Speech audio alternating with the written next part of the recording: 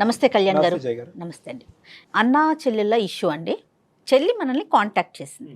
ఒక 4 ఏళ్ల నుంచి వాళ్ళ అన్నయ్య తనతో మాట్లాడట్లా, కనీసం ఫోన్లో కూడా తను అంటే తిని ఈ అమ్మాయి నెంబర్ చూడగానే కట్ చేస్తున్నాడట.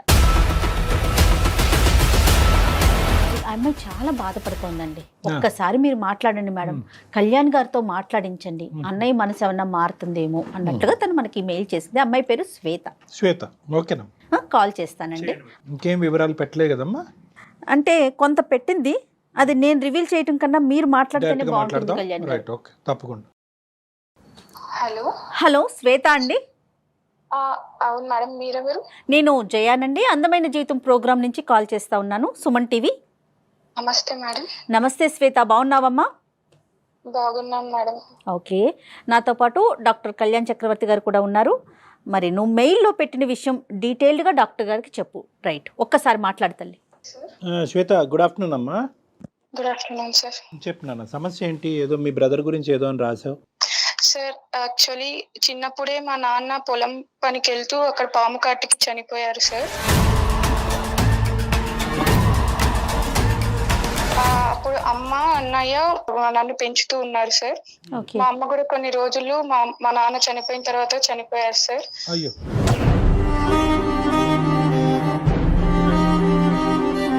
మా తల్లిదండ్రులు ఇద్దరు చనిపోయిన తర్వాత మా అన్నయ్య ఎంతో కష్టపడి తన చదువుని కూడా త్యాగం చేసి నా కోసం ఎంతో కష్టపడుతూ నన్ను చదివిపించారు సార్. ఓకే అమ్మా. అన్నయ్య బాధ్యత. నీ వయసు ఎంత అమ్మా? ఆ అన్నయ్యకి నీకు సుమారుగా ఏ ఎంత వయసు? గ్యాప్? తల్లిదండ్రులు, ఆ తల్లి అమ్మ కూడా చనిపోయినప్పటికీ ఆ టైం సార్, మా అన్నయ్యకి అప్పుడు 16 సంవత్సరాలు సార్. నీకు నాన్న? నాకు 8 సంవత్సరాలు సార్. బా, గ్రేట్ అమ్మా అన్నయ్య. సూపర్. మా అన్న చదువును కూడా త్యాగం చేసి ఎంతో చిన్నప్పటి నుంచి కష్టపడి పెంచారు. మరి ఫైనాన్షియల్ గా ఎట్లా తల్లి? పొలం ఏదన్నా ఉందా శ్వేత? అప్పుడు ఉన్నింది మేడం. ఇప్పుడు మా అన్నయ్య నన్ను పెంచడం కోసం బిజినెస్లు చేస్తూ ఇలా జరుగుతూ అన్ని లాస్ అయింది. ఏం చేస్తుంటాడు అన్నయ్య? అన్నయ్య చాలా అంటే వేరే వేరే పనులు, పొలం పనులు అన్ని చేసుకుంటూ ఇలా ఫ్రెండ్స్ తో కలిసి బిజినెస్ స్టార్ట్ చేశారు. కానీ నీ చదువు గురించి తను చదువు వదిలేసాడమ్మా? అవును సార్. నా చదువు కోసం నన్ను ఈ సొసైటీలో మంచిగా పెంచడం కోసం, అమ్మా నాన్న లేని లోటు తీర్చడం కోసం, నా ఆనందం కోసం తన ఆనందాలన్నీ వదులుకున్నాడు సార్. నీ చదువు అయితే స్మూత్ గానే కొనసాగిందమ్మా?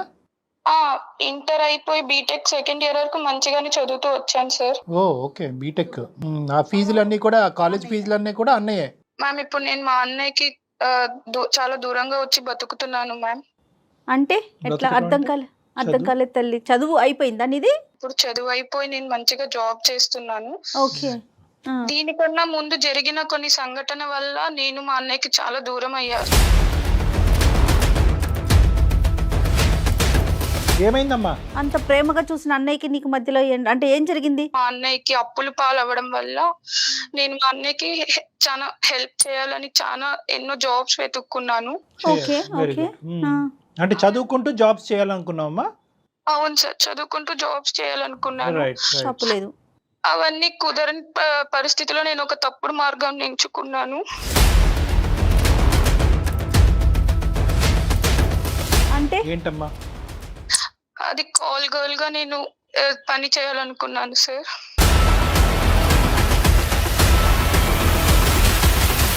అదేంటమ్మా? కాల్ గర్ల్ గానా? ఎలా వచ్చింది నీకు ఐడియా? అంటే కొన్ని దాంట్లో ఇలాంటి పనులు చేస్తే త్వరగా అమౌంట్ సంపాదించవచ్చు, మా అన్నయ్యకి నేను అప్పులు అన్ని తీర్చేయచ్చు అనే ఒక దీంతో చేయాల్సి వచ్చింది. అలా చేస్తూ ఒకసారి మా అన్నయ్య వాళ్ళ ఫ్రెండ్స్ ఇలా బుక్ చేసుకోవడం ద్వారా మా అన్నయ్యకి తెలిసింది సార్.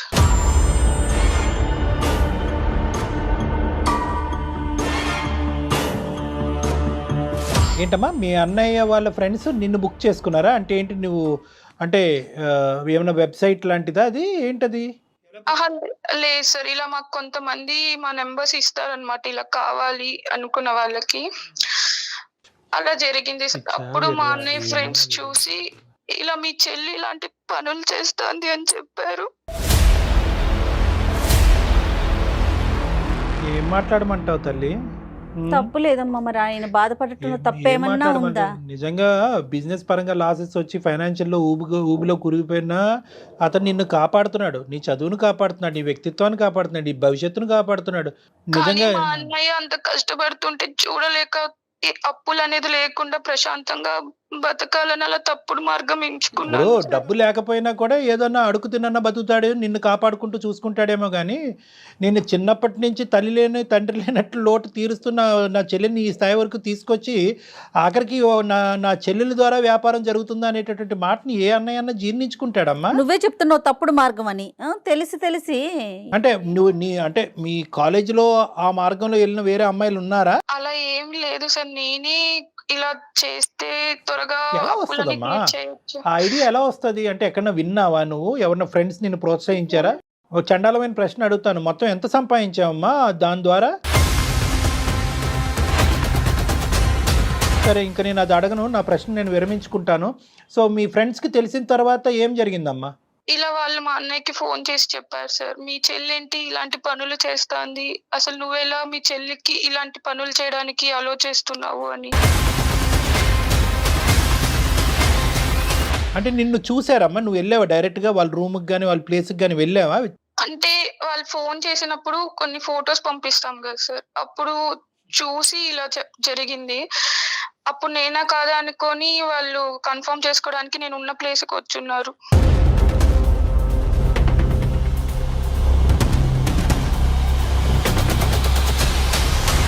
తల్లి ఏం మాట్లాడాలో అర్థం కావట్లేదు బంగారు తల్లి. ఏమమ్మా ఇదంతానే, ఇంత చండాలమా? సరే, ఇప్పుడు అన్నయ్యకి చెప్పిన తర్వాత అన్నయ్య రియాక్షన్ ఏంటమ్మా? అదే సార్, వాళ్ళ ఫ్రెండ్స్ వచ్చి నన్ను చూసి ఇలా మా అన్నయ్యకి ఫోన్ చేసి చెప్పారు, ఇవన్నీ నువ్వే చేపిస్తున్నావా లేదా మీ చెల్లె చేస్తాందా ఈ పనులు అని. అంతే కదా. అంతే. At the end of the day అతని తల్లి ఒక తండ్రి అవటంతో నింద అతని మీద పడింది పడింది చూసావా? చూడండి. అతని తల్లి తండ్రి మీ అన్నయ్య నింద చూసావా? అరే నువ్వు ఫైనాన్షియల్ ఊబిలో కూరుకుపోవటం వల్ల నువ్వు పిల్లతో- ఇటువంటి వ్యాపారం నడిపిస్తున్నావు అని అడిగారు చూసావా? అంటే నిన్ను ఏ స్థాయిలో నమ్ముతున్నారో తప్పు మీ అన్నయ్య నెత్తి మీద వేశారు. మా అన్నయ్య వెంటనే ఫోన్ చేసి ఎక్కడున్నావు, ఏం చేస్తున్నావు అని అడిగారు సార్. కానీ నమ్ము ఉండడే మీ అన్నయ్య ఇలా ఫ్రెండ్స్ చెప్తుంటే?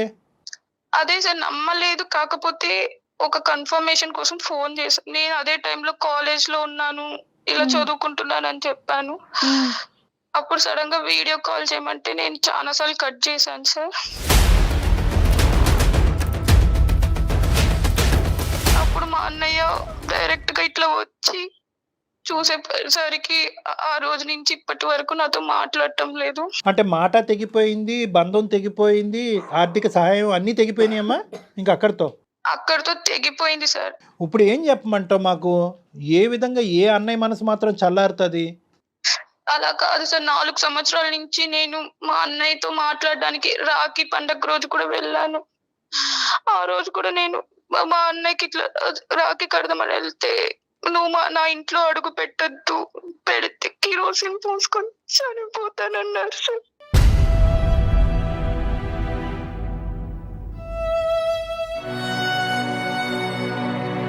పెళ్ళయిందమ్మా అన్నయ్యకి? ఇంకా అవ్వలేదు సార్, తెలియని వయసులో చేశాను సార్. No, no. కానీ ఇప్పుడు మా అది అన్నయ్య అమ్మా, అది తెలియని వయసు కాదమ్మా. నువ్వు అదే బీటెక్ చేయాలని తెలిసింది కదా నీకు. తెలియని వయసులో నువ్వు చేసినా ఏ పని చేయకూడదో ఆ పని చేసావు కదా తల్లి. దాన్ని అలా సమర్థించుకోకు. ఓకే, నువ్వు చేసింది తప్పు, దాన్ని ఒప్పుకో అంతే తప్ప నేను తెలియని వయసులో అంతే కదా. వయసు మీద ఏకమ్మ నింద. ఎందుకంటే నువ్వు బీటెక్ చదువుకుంటున్నావు, పెద్ద పెద్ద టెక్స్ట్ బుక్లు చదువుతున్నావు, ఎన్నో పరీక్షలు రాస్తున్నావు. పోనీ ఏదో అది సాంప్రదాయంగా ఆ కాలేజ్ మొత్తం అంతా ఇదే పనిలో ఉన్నారంటే మేము అనుకోవచ్చు. కాదంట, నువ్వు ఒక్కదానివే నీకేదో సడన్గా ఒక ఐడియా వచ్చిందంట, ఈజీ మనీ కాస్ట్లీ మనీ అని అనుకున్నావు, దిగావు.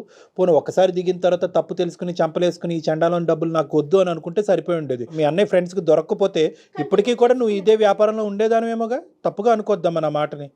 అలా కాదు సార్, మనీ వస్తే నేను మా అన్నయ్యకి హెల్ప్ గా నీ ఉంటాను. మనీ చల్లంగా ఉండే మనీ కోసం ఏం చేస్తారే తల్లి, ఎలాంటి పనులు చేస్తారు?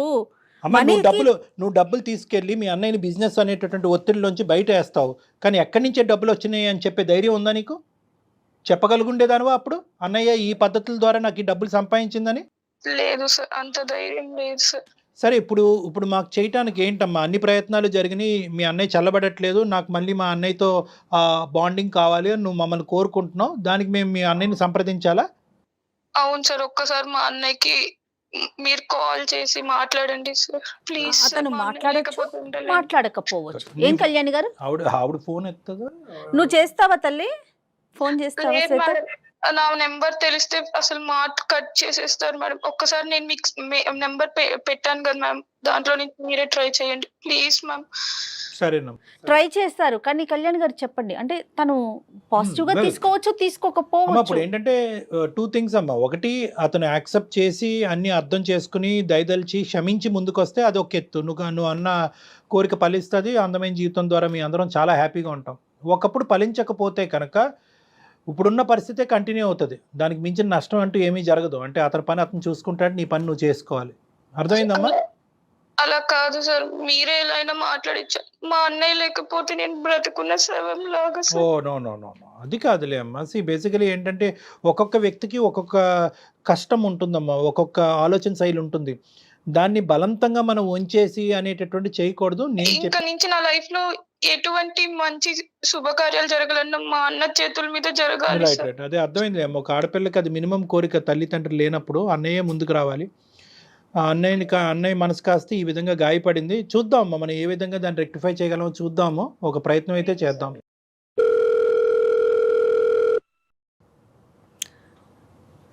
హలో హలో, మనోజ్ గారండి? అవునండి. ఎవరు? నమస్తే అండి, నా పేరు జయ. నేను అందమైన జీవితం ప్రోగ్రాం నుంచి కాల్ చేస్తున్నాను. నాతో పాటు డాక్టర్ కళ్యాణ్ చక్రవర్తి గారు కూడా ఉన్నారు. ఓకే, నమస్కారం అండి. నమస్తే అండి. మీకు తెలియకుండా, అంటే మీ పర్మిషన్ లేకుండా మిమ్మల్ని నేను కాల్లోకి తీసుకున్నానండి. మీతో పాటుగా ఇప్పుడు కాన్ఫరెన్స్లో మీ సిస్టర్ శ్వేత కూడా ఉన్నారు. తను చాలా చాలా బాధతో, నాకు చనిపోవాలనిపిస్తోంది అన్న ఒక బాధతో మాకు మెయిల్ చేసింది. సో దాంతో మేడం ప్లీజ్ ఒక్క నిమిషం. నాకు 4 years బ్యాకే ఒక చెల్లి ఉండేది, చనిపోయింది.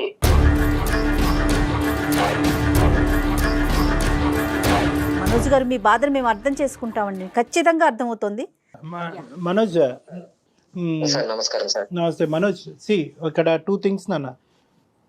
ఎవరిని బ్రెయిన్ వాష్ చేయలేరు, ఎవరు కన్విన్స్ చేసేసి ప్రేమని క్రియేట్ చేయలేమమ్మా. నీ భావాన్ని మాడిఫై చేయటమో లేదంటే కొత్తగా ఒక ప్రేమని సృష్టించడం అనేది జరగట్లేదు. ఆల్రెడీ ఉండేటటువంటి ఒక ప్రేమని మళ్ళీ పులకరింపు చేసేటటువంటి విధంగా మనం ఏమన్నా చేయగలమా అనేది ఒక చిన్నపాటి ఆశ. అది కూడా ఇందాకే నేను అమ్మాయితో చెప్పా, ఎవరు నా శ్వేతతో చెప్పాను, వీ కాంట్ ప్రామిస్, మేము ప్రామిస్ చేయలేము. అందమైన జీవితం చాలామంది జీవితాలని కాపాడింది. కానీ ఈ ఇష్యూలో మాత్రం నువ్వు చేసినటువంటి తప్పిదం ఏదైతే ఉందో, ఆ తప్పిదం అనేటటువంటిది తిరిగి రాయలేనటువంటి తప్పిదం. అందులో ఒక తల్లిదండ్రులు బాధ్యత తీసుకునే పెద్దరికం వహించేది 16 సంవత్సరాలప్పుడు ఒక తల్లి తండ్రి యొక్క పాత్ర పోషించినటువంటి ఒక గొప్ప వ్యక్తి మనసు ఏ స్థాయిలో గాయపడి ఉంటుందని మేము అర్థం చేసుకోగలమమ్మా. ఇది అవుతే అవ్వచ్చు, చిన్న గోరంత ఆశ అంతే. ఒక ప్రయత్నం అయితే చేస్తామన్నా, ఇది ప్రయత్నం మాత్రమే. అల్టిమేట్గా డెసిషన్ ఈజ్ యువర్స్. ఒక 2 నిమిషాలు నేను మాట్లాడతాను. సార్ మీరంటే రెస్పెక్ట్ ఉంది కాబట్టి నేను ఈ విషయం మీద మీరు మాట్లాడుతున్నా నేను సైలెంట్ గా ఉన్నాను, ఇన్సైట్ విన్నాను సార్. అన్నయ్య సార్ ప్లీజ్ సార్ మనోజ్ మాట్లాడు సార్ మధ్యలో ఎవరు మాట్లాడొద్దు సార్, ప్లీజ్ సార్. నన్ను క్షమించాలి సార్ ప్లీజ్ సార్, మాట్లాడద్దు సార్, ప్లీజ్ సార్. శ్వేత, నాకు నీ ఇమోషన్ అర్థం అవుతుందమ్మా. శ్వేత, చాలా రోజులు అయింది నువ్వు అన్నయ్యతో మాట్లాడి, అన్నయ్యతో పలకరించి కూడా చాలా రోజులు అవుతుంది నాకు తెలుసు. కానీ అతను మనసులో ఉండేటటువంటి వేదన ఒక్కసారి బయటకు రానివి, తర్వాత నువ్వు ఎప్పుడు మాట్లాడాలన్నది నేను చెప్తాను. చెప్పు మనోజ్, ఏమని చెప్పాలనుకుంటున్నారు? సార్ వద్దు సార్, నాకు అసలు ఎవరు లేరు సార్, అంతే. నాకు ఎవరు లేరు. నాకు చెల్లి అనేది 4 years బ్యాకే చనిపోయింది.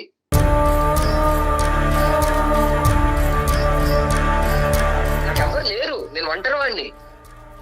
అన్నయ్య మధ్యలో ఎవరైనా మాట్లాడారంటే మాత్రం కాల్ కట్ చేస్తాను సార్. శ్వేత, నువ్వు ఒక్క 2 seconds ఆగినా ప్లీజ్ కైండ్లీ. నేను ఇది ఎందుకంటే ఇది మేము ఇంతకు ముందు డీల్ చేసినటువంటి కేసెస్ లాంటిది కాదు. ఎందుకంటే కనుక ఇదేదో 5 నెలల్లో 6 నెలల్లో అవ్వలేదు మీ ఇద్దరి మధ్యన. ఆల్మోస్ట్ అతను ఫిక్స్ అయిపోయాడు మానసికంగా. ఏంటంటే ఈ బంధం తెగిపోయింది, అమ్మా నాన్న లేరు, ఇప్పుడు చెల్లి కూడా లేదు అనే కాన్సెప్ట్లోకి అతను వచ్చేసాడు. కాబట్టి లేదు, చెల్లి అనేటటువంటి ఆమె ఉంది, కేవలం ఒక తప్పు చేసింది. మనుషులు అనే వాళ్ళు తప్పులు చేయటం సహజం. మానవతా దృక్పథంతో క్షమించడం అనేటటువంటిది కూడా ఇంపార్టెంట్ అనే అంశం అతని బ్రెయిన్లోకి వెళ్ళాలి అంటే ఒక్క 2 నిమిషాలు నేను అతనితో మాట్లాడాలమ్మా. Shweta please. Okay sir. Manoj, నేను ఒక కాన్సెప్ట్ మాట్లాడతాను. ఆ కాన్సెప్ట్ నీకు అర్థం అవుతే ఓకే, వెల్ అండ్ గుడ్. కాకపోతే నాకు చెప్పు నాన్న, అమ్మ చెప్పండి నాన్న సార్. ఎక్కడ కూడా ఈ మొత్తం ప్రయాణంలో ఎక్కడ కూడా ఇందాక ఆ అమ్మాయి ఎక్స్ప్రెస్ చేస్తున్నప్పుడు సార్ పాము కాటుకి తండ్రి చనిపోయాడు, 2 సంవత్సరాలు తిరక్కముందే తల్లి చనిపోయింది అనేటటువంటి మాట చెప్తున్నప్పుడు ఆ అమ్మాయి ఏమైనా కంటతడి పెట్టుకుంటుందేమో అని ఆలోచించా, వినాలని అనుకున్నా, పెట్టుకోలే కంటతడి. ఎక్కడ ఎమోషన్ అవ్వలా తను. అంటే దాని అర్థం ఏంటంటే వాళ్ళు లేనటువంటి లోటుని అంత చక్కగా నువ్వు తీర్చేవు అనేటటువంటి దాని అర్థం అనమాట. ఎక్కడ కూడా అమ్మాయి నీ గురించి ఒక్క డిస్రెస్పెక్ట్ఫుల్ వర్డ్ చెప్పలేదు తెలుసా. తల్లిదండ్రులు లేనటువంటి లోటు తీర్చేవని అంది. ఆ అమ్మాయి గురించి నీ జీవితాన్నే త్యాగం చేసావు, నీ చదువునే ఆపుకుని అతి పిన్న వయసులో బిజినెస్లు చేసి బిజినెస్ సక్సెస్ అవ్వకపోతే ఒక బిజినెస్లోకి దుంకి ఫైనాన్షియల్గా ఇరుక్కుపోవడంతో అరే మా అన్న నన్ను ఇన్ని సంవత్సరాల పాటు నా గురించి బాధపడ్డాడు. ఏ పద్ధతిలో వెళ్ళింది నీ చెల్లి అనేది తర్వాత మాట్లాడుకుందాం, కానీ తన ఉద్దేశాన్ని ఈరోజు మనం అర్థం చేసుకుందాం. ఒక్కసారి 2 నిమిషాలు నా మాట విని మనసు ఉద్దేశం ఒక్కటే చూద్దాం. కాన్సెప్ట్ ఇందాక నుంచి కాన్సెప్ట్ అంటున్నాను కదా, కాన్సెప్ట్ ఏంటంటే ఉద్దేశం. అరే ఇన్ని రోజులు బట్టి అన్ని త్యాగం చేసి కష్టపడేటటువంటి నా అన్నయ్యకి నేను ఏమీ చేయలేనా? అప్పుల భారాన్ని కూరుకుపోయి నేను చనిపోవాలి, నేను ఉరి తీసుకుని చచ్చిపోవాలి, బతకలేను అనేటటువంటి అన్నయ్యకి ఒక జీవనాధారం పోయాలి అనేటటువంటి ఒక పెద్ద ఉద్దేశంతో ఒక చెల్లి చేసినటువంటి తప్పులు చేస్తావు నాన్న, నేను చేస్తాను తప్పులు, నువ్వు చేస్తావు తప్పులు, ఈ అమ్మాయి చేస్తుంది తప్పు, ఆ తప్పు చేసింది, తప్పు చేసి రియలైజ్ అయిందా లేదా? తను తప్పు చేయలేదు, నన్ను చంపేసింది అంతే.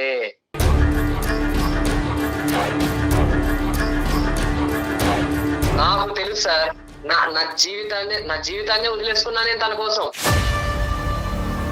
తను తప్పు చేసింది కాబట్టి తన మనసులో చచ్చిపోయింది అనే మాట అంటున్నావు. దయచేసి మీ భవిష్యత్తు కోరుతూ మీ ఆలోచనని మీ జీవితాన్ని కాపాడేటటువంటి 2 పెద్దవాళ్ళు ఉన్నారు. దయచేసి ఆ పదం పదే చచ్చిపోయింది అని అనకనన్నా, ఎందుకంటే ఆ అమ్మాయి నిజంగా చచ్చిపోవాలనుకుంటుంది. తను వెళ్ళినటువంటి పద్ధతి తప్పే, ఎందుకంటే మన సమాజం అది యాక్సెప్ట్ చేయదు. వేరే సమాజాల్లో వేరే దేశాల్లో అది కామన్ అనుకుంటారు, అది వృత్తిరీత్యా చూస్తారు. దాన్ని ఒక మనోజ్ నేను ఒక 2 నిమిషాలు మాట్లాడతాను. వాళ్ళు ఒక వృత్తిగా దీన్ని ఒక సాంప్రదాయబద్ధంగా మనం దీన్ని అంగీకరించాం, దాన్ని ఒక వృత్తిగా తీసుకునేటటువంటి దేశాలు కూడా ఉన్నాయి. సరే ఆ దేశాల గురించి మనం ఎందుకండి, ఇక్కడ పుట్టి పెరిగిన వాళ్ళు మన కల్చర్ గురించి మనం మాట్లాడుకోవాలి అంటే కనుక ఈరోజు ఆ అమ్మాయి అన్ని విధాలుగా ఒక ఇరుకున పడింది. కాలేజ్ ఫీజులు కట్టాలి, అన్నయ్య ఏమొచ్చి అవస్థలు పడుతున్నాడు ఆ అకాడమిక్స్ కంటిన్యూ చేయడం గురించి. బాధను చెప్పుకోవటానికి తల్లిదండ్రులు లేరు, తల్లిదండ్రులు చనిపోయారు, అన్నయ్య బాధ చూడలేకపోయింది. ఈ పద్ధతిలో నేను వెళ్తున్నానని అంటే కనుక ఏ అన్నయ్య ఒప్పుకోవడానికి తనకు తెలుసు. కానీ అప్పులు తీరుతాయి కనుక అన్నయ్యని సేవ్ చేస్తాను అనేటటువంటి ఒకే ఒక ఆలోచన, ఒకే ఒక ప్రేమ, ఒకే ఒక దృక్పథంతో నేను ఖండిస్తున్నాను అన్న. ఈ సమాజంలో పుట్టి పెరిగేటటువంటి ప్రతి మగాడు అన్నయ్య అనుకునేవాడు, ఒక తండ్రి అనుకునేవాడు, ఎవడైనా కూడా వాళ్ళ కూతురు కానీ ఒక చెల్లి కానీ తప్పు చేస్తే కనుక ప్రతి వాళ్ళు ఖండిస్తారు, ఎవరు ఖండించరు. నువ్వు చేసినటువంటిది కొత్తదనం ఏంటి, వేరే వాళ్ళు చేయనటువంటిది ఏంటి? కరెక్టే, నీ మనసు గాయపడింది, అమ్మాయి వెళ్ళిన పద్ధతి తప్పే, రియలైజ్ అయ్యిందా లేదా? ఇప్పుడు ఆ అమ్మాయి పద్ధతిగా బతుకుతుంది, అప్పుడు చేసినటువంటి పాపానికి ఇప్పటికీ చంపలేసుకుంటుంది. కానీ ఇప్పటికీ కూడా ఒకే ఆశ, ఒకే ఆలోచన, ఒకే కోరికతో బతుకుతుంది. ఏ రోజైనా కానీ మా అన్నయ్య నా దగ్గరికి వచ్చి నన్ను కాపాడుతాడన్న ఉద్దేశంతో తప్ప. సార్ చెప్పారు కదా, ఒక్కసారి నా బాధ వినండి సార్. చిన్నప్పటి నుంచి పొరపాటు కూడా అమ్మా నాన్న లేరు అనేది కొంచెం కూడా కలిగించకుండా పెంచాలి అనే ఉద్దేశంతో నా జీవితాన్ని కూడా వదిలేసుకున్నాను నేను. అది తల్లిదండ్రులు లేకుండా ఒక ఆడపిల్లని పెంచడం ఎంత కష్టమో మాకు తెలుసమ్మా మనోజ్, మాకు తెలుసు, మేము అర్థం చేసుకుంటున్నాం దాన్ని. ఆ అమ్మాయి కూడా అర్థం చేసుకుంది. ఇప్పుడు మేడం వినండి, శ్వేత కూడా అర్థం చేసుకుంది మనోజ్. అక్కడ ఇంకోటి ఎంత ఇక్కడ చూసుకున్నానో బయట సమాజంలో కూడా పేరెంట్స్ లేకపోయినా అరే ఏం బతుకుతున్నారా ఈ ఇల్లు అని అనిపించుకోవాలని. తను చదువుకుంటే మంచిగా సెటిల్ అయితే అంటే ఇక్కడ తను సెటిల్ అయిందంటే నేను హ్యాపీగా ఉన్నట్టే. ఇంకా అలాంటిది సొంత నా ఫ్రెండ్సే ఏరా దగ్గరుండి నువ్వు బిజినెస్ చేపిస్తున్నావా నీ చెల్లి చేత అని అడిగారు.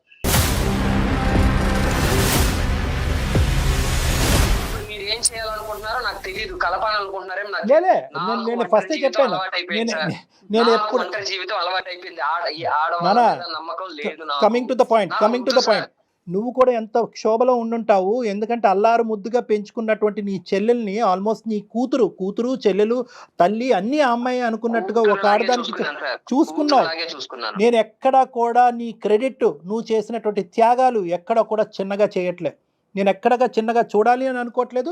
దానికి ఎంత స్థాయి పదాలు వాడినా కూడా తక్కువే అన్నట్టు నాకు అనిపిస్తుంది. ఒకటి, ఇప్పుడు నువ్వు చెప్పావు కదా, నేను ఇంత కష్టపడ్డాను, పరువుని ఇంత నమ్ముకున్నాను, నా చెల్లెల గురించి ఇంత త్యాగం చేసుకున్నాను, మాట పడకూడదు అనుకున్నాను. ఏ మాట అయితే పడకూడదు అనుకున్నాను అదే నా ప్రాణ స్నేహితుల దగ్గర నుంచి నీ చెల్లి ద్వారా వ్యాపారం చేయిస్తున్నావురా అనే మాట వినవలసి వచ్చింది సార్. ఆ రోజే నేను చచ్చిపోయానని అన్నావు కదా. ఈ డిస్క్రిప్షను ఆ అమ్మాయి కూడా నీకంటే బాగా చెప్పింది. అంటే ఏంటంటే ఎక్కడా కూడా ఆ అమ్మాయి కానీ, ఈ సమాజం కానీ, మీ బంధువులు కానీ ఎవరు కూడా నువ్వు చేసినటువంటి త్యాగాన్ని తక్కువ చేసి చూడట్లేదు. కానీ అన్ని త్యాగాల కంటే పెద్ద త్యాగం ఏదైనా ఉందంటే కనుక అది క్షమాగుణం. ప్లీజ్ కరెక్ట్ అండి, try and understand this. 100% Kalyan గారు. ఇప్పుడు వరకు నువ్వు చేసింది ఒకెత్తు, ఇప్పుడు చేయబోయేది ఒకెత్తు. నీ మనస్సాక్షిమే చెయ్యేసి చెప్పు. దినదిన గండం నూరేళ్ళ ఆయుష్లా బతకలేదా ఈ 4 సంవత్సరాల పాటు? నీ చెల్లిని దూరం చేసుకుని ఎక్కడుందో, ఏం చేస్తుందో, ఎలా ఉందో అనే బాధతో బతకలేదా నువ్వు? మీ తల్లిదండ్రులు గుర్తు రాలేదా నీకు? తప్పు చేసింది, తప్పు చేసి రియలైజ్ అయిందా లేదా? తప్పు చేయటం వెనకతలో ఉన్న ఉద్దేశం ఏంటి అంటే నేను అది సమర్థిస్తున్నట్టు కాదు, ఆ అమ్మాయి చేసిన తప్పే. చెయ్యకూడదు తప్పు చేసిన తర్వాత మనం వెనక కోట్లు వేసినా గానీ, కష్టపడి చేసినా గానీ ఆ కష్టాన్ని గుర్తించారు సార్. ఇది అలాగే వచ్చిందని అంటారు. సమాజం కోసం తన ఆలోచన అంతా సమాజం కోసం, పరువు పోయిందనే ఆలోచిస్తున్నాడు. నా కోసం మీరు ఇంత ప్రయత్నిస్తున్నారు, నేను కాదన్న సార్. కాకపోతే నాకు వద్దు సార్. నేను వదలను మనోజ్, నేను వదలను. ఫ్రెండ్స్ లో మొహం చూపించుకోలేక నువ్వు ప్లేస్ లో నేను అక్కడ ఉండట్లేదు సార్. నేను ఫోన్ పెట్టేసినా నేను నీ ఇంటికి వస్తా. ఎందుకు అంటే కనుక ఇక్కడ సమన్వయం ఏదన్నా ఒక చక్కటి న్యాయం, దైవ న్యాయం ఏదన్నా, దేవుడు కూడా కావాలనుకునేటువంటి న్యాయం ఏదన్నా ఉందంటే కనుక మీ అన్న చెల్లెలు బంధం ఉండాలి. ఎందుకంటే ఈ ప్రపంచంలో నీకే ఈ అమ్మాయి తప్ప ఎవరు లేరు, ఆ అమ్మాయికి నువ్వు తప్ప ఎవరు లేరు. మిమ్మల్ని ఇద్దరిని కలపకపోతే కనుక మా ప్రోగ్రామే వేస్ట్. నిజంగా నేను చెప్తున్నాను ఈరోజు ఈ మాట. మీరు వస్తానంటున్నారు, హ్యాపీగా రిసీవ్ చేసుకుంటా. థ్యాంక్ యూ సో మచ్ అండి, మమ్మల్ని రిసీవ్ చేసుకుంటున్నందుకు thank you so much. But మీరు సమాజం కోసం ఆలోచిస్తున్నారా, లేకపోతే మీ మనసుకు పడ్డ గాయం కోసం ఆలోచిస్తున్నారా? సమాజం ఎలా తీసుకుంటుందో, ఈ డబ్బు సంపాదన అంతా కూడా అలానే వచ్చింది అని ఆలోచిస్తున్నారా? అనుకుంటదని ఇప్పుడైతే మెంటల్ గా నాకు ఎవరు లేరు, నేను ఒంటరి వాడిని అని ఫిక్స్ అయిపోయాను మేడం. నాకు వద్దు మేడం ఇప్పుడు ఈ టైంలో మళ్ళీ. తమ్ముడు నా మాట వినరా బాబు. తమ్ముడు మనోజ్, నీకు పుణ్యం ఉంటుందిరా తమ్ముడు. నేను ఒకే మాట నేను చెప్తున్నాను, ఒకే మాట. ఒక 2 నిమిషాలు ఇప్పుడు వరకు మాట్లాడనివ్వద్దు అనేటటువంటి మీ చెల్లిని మాట్లాడిని. అట్లీస్ట్ తన మనోవేదన ఇప్పుడు వచ్చి ఎవరికి చెప్పుకునే సబ్జెక్ట్ కాదు ఇది. నో నువ్వు అలా అనకూడదు. నీ చెల్లెలు ఇప్పుడు వరకు తను తప్పును తెలుసుకుంది, ప్రతిరోజు బాధపడుతూనే ఉంది. ఈరోజు కష్టపడి ఒక చక్కటి ఉద్యోగం చేసుకుంటూ తన కాళ్ళ మీద తను నిలబడింది.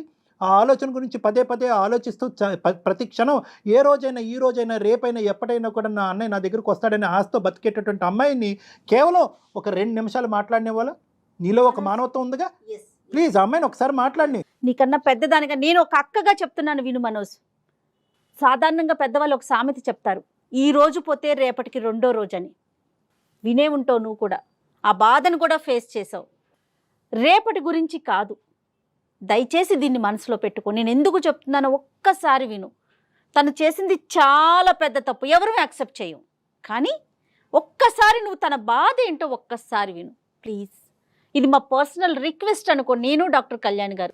అంటే basically what ever the change has to be a permanent change అన్న. ఈ రోజు మేమేదో బలంతో పెడుతున్నటువంటి ఉద్దేశం కాదు. నేను చాలా ఇమోషనల్గా మాట్లాడతాను, గట్టిగా మాట్లాడతాను, మనసులో భావాన్ని స్ట్రైట్ ఫార్వర్డ్గా వ్యక్తపరుస్తాను. ఇక్కడ ఎందుకంటే నాకు క్లారిటీ ఉంది నాన్న. ఓకే, నువ్వేరో మీరు నా స్థానంలో నిలబడి ఆలోచించండి సార్ అంటే కరెక్టే. ఎవరి స్థానాన్ని ఎవరు చెప్పలేరు. నీ ఆలోచన నీది, నీ వ్యక్తిత్వం నీది. కానీ at the end of the day మనందరినీ కలిపేటటువంటి ఒక మానవతా దృక్పథం అనే ఒక యాంగిల్ ఉంటుంది, ఒక బ్లడ్ రిలేషన్, అదంతా కూడా మనందరినీ కలుపుతుంది అనమాట. ఎక్కడో ఒక చిన్న జాలి, ఒక దయ.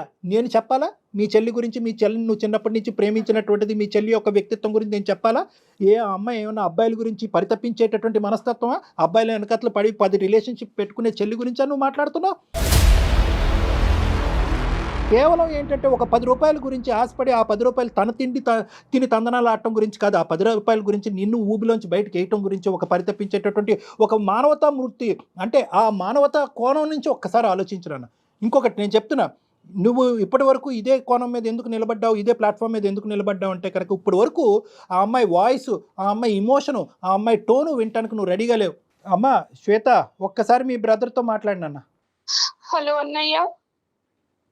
చెప్పు అన్నయ్య ప్లీజ్ అన్నయ్య, కాల్ కట్ చేయొద్దు అన్నయ్య.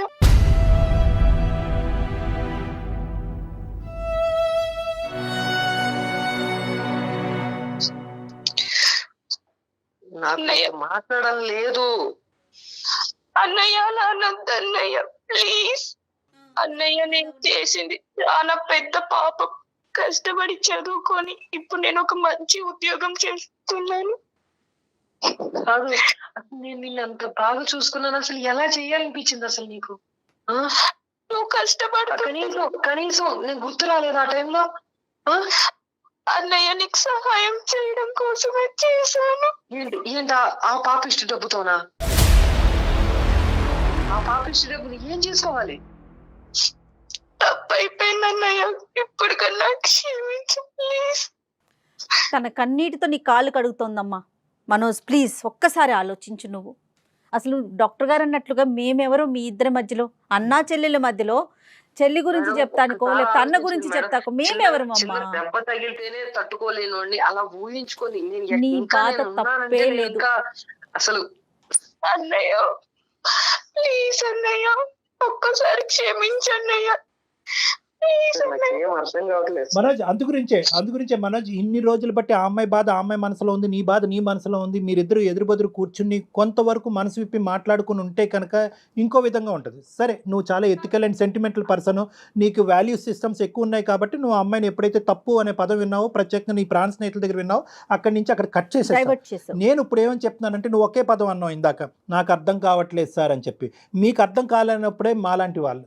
సో నేనేమంటున్నానంటే ఇద్దరు సార్ ఒక్క నిమిషం సార్. అన్నయ్య కావాలంటే నన్ను చంపే అన్నయ్య. అయ్యో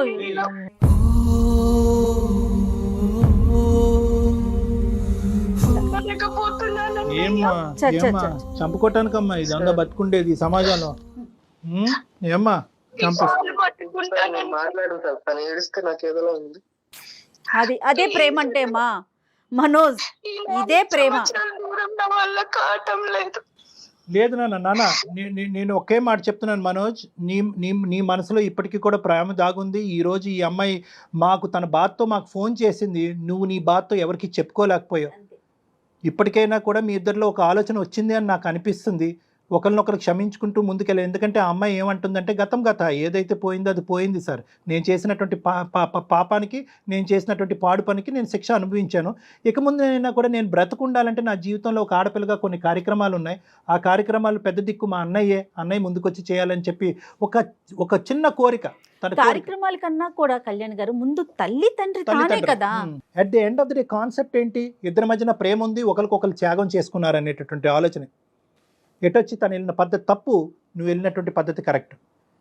తన తప్పు తెలుసుకుంది కాబట్టి ఈ బాధను ఇక్కడితో ఆపేద్దాం, మనం ఈ గొడవని ఇక్కడితో ఆపేద్దాం. మీ ఇద్దరు మళ్ళీ మీ బంధం మళ్ళీ ఇది అవ్వాలి, మళ్ళీ బాండ్ అవ్వాలి, మళ్ళీ హ్యాపీగా ఉండాలి. నీ చేతుల మీదుగా మీ చెల్లి యొక్క పెళ్లి జరగాలి. తన భవిష్యత్తు అంతా కూడా నీ చేతుల మీద నిలబడాలి. నీకొక జీవితం ఏర్పడాలి, తనకు ఒక జీవితం ఏర్పడాలమ్మా. ఓకేనా మనోజ్? ఒకసారి కలవండి. నాకు ఇంకా మీ ఆలోచనలో చిన్న సందేహం ఉంది, కానీ మీరు సైలెంట్ అయ్యారు అంటే కనుక మీరు ఆలోచిస్తున్నారు అనేది నాకు ఒక నమ్మకం వచ్చింది. ఓకేనా మనోజ్? రండి శ్వేత, నువ్వు కూడా రామ్మా. నేను చెప్తాను, డేట్ అండ్ టైం చెప్తారు జయ గారు, అప్పుడు వచ్చి కలవండి. ప్లీజ్ సార్, మీ ముందరే క్షమించాలని చెప్పమనండి సార్. అదంతా ఇమీడియట్ గా ఆగమ్మా, కొంత టైం తీసుకొని. అట్లీస్ట్ ఇప్పుడు వరకు నువ్వు మాట్లాడటానికి కూడా అవకాశం ఇవ్వనటువంటి ఒక వ్యక్తి ఈ రోజు ఆలోచిస్తున్నాడు మాట్లాడకుండా. నా దగ్గరకు రండి, మీ ఇద్దరుని మనం మాట్లాడుకుందాం. ఏం తల్లి? తప్పకుండా వస్తాను sir. Thank you sir. Thank you madam. Thank you మా, థ్యాంక్ యూ. అంటే బంధానికి అట్లా ఎవరైనా సరే లొంగిపోవాల్సిందేనేమో కదా కళ్యాణ్? అంతే మేడం, అది లోపల ఉంది. రిలేషన్స్ కి బయట ఉన్న ఎమోషన్ మనం క్యాలిక్యులేట్ చేసుకుంటూ పోతే కష్టం మేడం. ఎందుకంటే ఎంత త్యాగం చేస్తే ఆ అబ్బాయి అంత ప్రేమగా చూసుకున్నాడు. సో లోపల ఎక్కడో ఉంది. దాన్ని ఏంటంటే ఆ అవమానంతో కప్పేశారన్నమాట. అవమానంతో ప్రత్యేకంగా వాళ్ళ ఫ్రెండ్స్ దగ్గర నుంచి వచ్చింది చూడండి, ఆ ఫ్రెండ్స్ ఎదుర్కొంటే తలెత్తుకోలేకుండా పరిస్థితి. ఆ అవమానం, అతను ఏంటంటే పరువుకి ఇంపార్టెన్స్ ఇచ్చే ఒక వ్యక్తిత్వం. అవే రిలేషన్స్. సూపర్ అండి, థ్యాంక్ యూ సో మచ్. నమస్తే. 30 నిమిషాలలో నొప్పి లేకుండా వేరికోస్ వెయిన్ చికిత్స ఆవేశ హాస్పిటల్, హైదరాబాద్.